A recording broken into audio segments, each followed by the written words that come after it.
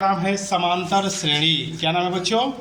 समांतर श्रेणी, जो ये चैप्टर 5 है। ठीक है, तो समांतर श्रेणी को हम कहते हैं अर्थमेटिक प्रोग्रेशन। शॉर्टकट में हम कहते हैं अर्थमेटिक का पहला अक्षर क्या है? ए।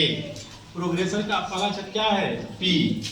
यानी एक समांतर श्रेणियों की एक ऐसी सूची जिसमें प्रत्येक पद अपने पद में एक निश्चित संख्या जोड़ने पर प्राप्त होती है।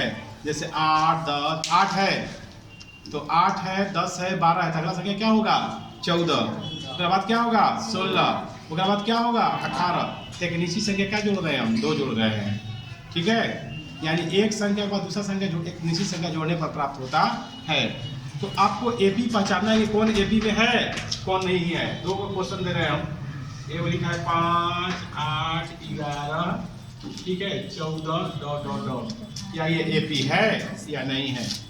ठीक, यानी समांतर श्रेणी में है ये नहीं है। तो चेक करने के लिए पहले क्या करेंगे हम?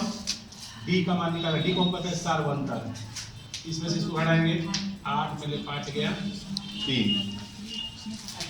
फिर निकालेंगे D2, 11 में 8 गया 3। क्या मान बराबर आया? तो जी ये मान कहाँ गया? बराबर आ गया। यानी ये मान और ये मान बराबर आ गया। यानी जब ऐसा मान बराबर आ जाता है तो कहते हैं एपी है। क्या कहते हैं बच्चों? एपी है।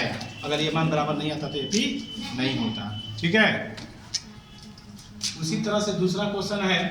एक और देखिए, 7 है, 14 है, 18 है, 21 है। क्या ये एपी है या नहीं है? ठीक, चलिए देखेंगे इसको हम। D1 का मान, इसमें से इसको घटाएंगे। 14 में 7 गया 7। D2 का मान, इसमें से इसको घटाएंगे। 18 में से 14 गया 4। क्या ये मान बराबर है? नहीं है। तो D1 not equal to D2। AP नहीं है। एपी नहीं है। काहे नहीं है बताइए?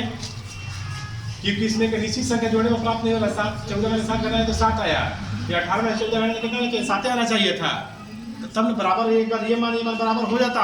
अगर D1 D2 का मान बराबर होता तो एपी था। अब बराबर नहीं आया है तो इसका मतलब एपी नहीं है। तो इस देखिए, पहला वाला में देख रहे हैं, आप क्या देख रहे हैं कि मान बराबर है इसलिए एपी है, दूसरा में बराबर नहीं है इसलिए एपी नहीं है। ठीक है, इसको नोट कीजिए।